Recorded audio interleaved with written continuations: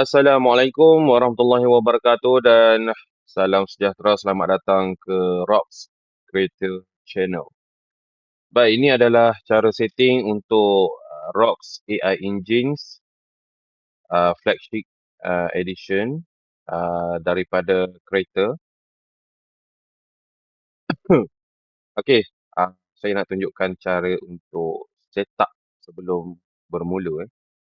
Okey, selain daripada kita tekan algo trading, di input sini ada pernyataan berapa jumlah modal yang kita ada, profit, floating dan target. Ini kalau anda pakai peratusan. Dan sukses ni dia menunjukkan berapa peratus sudah sukses. Okay. Tapi saya nasihatkan untuk penggunaan Rocks AI Engines, anda gunakan 100% automatic. Itu lebih memudahkan. Klik di sini expert list, properties, di command wajib klik Allo Algo Trading. Input di sini, default engine, pilih dulu AMOC. Klik lot size, terpulang kepada anda. Total profit target yang tadi, yang di paparan, ini tak perlu dipilih. Number entry selalunya saya pakai 2. Saya tak pakai lebih daripada 2.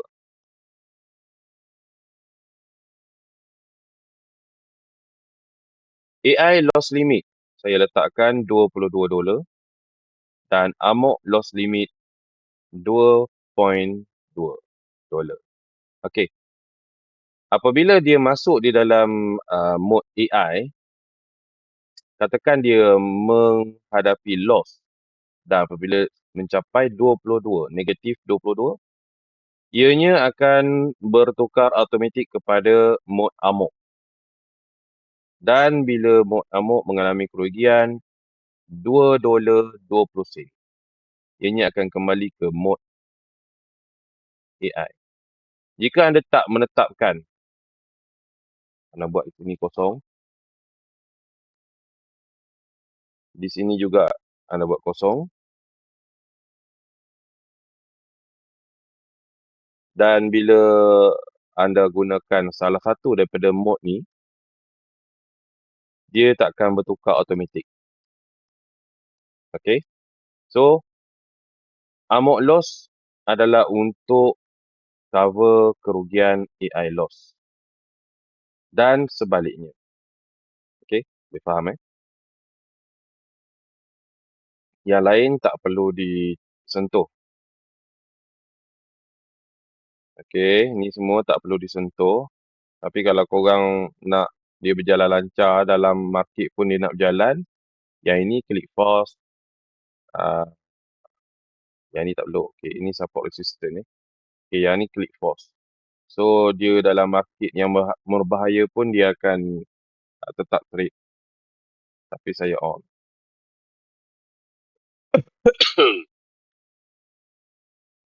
Dan yang selebihnya tak perlu usik lah. Okay, tak perlu usik. Ini tak perlu usik. Tak perlu usik. Lepas dah selesai, klik OK. Close. Dan robot akan masuk semula. Dia akan ambil warm up lebih kurang 5 saat. Okay. Hari ni tak ada trading, hari Sabtu. Jadi, saya tak dapat nak tunjukkan cara dia beroperasi. Okay. Jangan lupa tadi, di algo trading, iaitu di sini, perlu on. Okay. Di sini, anda perlu on. Kalau belum on, dia macam ni. Dia merah. Okay. On. Dan masuk ke setting. Ataupun masa mula-mula masuk tu, dia akan masuk di paparan seperti ini. Dia akan masuk ke paparan seperti ini. Klik algo trading dan masukkan input-input yang saya ajarkan tadi. Kalau korang suka frame M15, boleh pilih M15. Kalau suka M30, boleh pilih M30. Di sini. Ini wajib ubah untuk penyesuaian AI dan juga sistem AMOC di dalam frame masing-masing. Okay. Baik, assalamualaikum warahmatullahi wabarakatuh.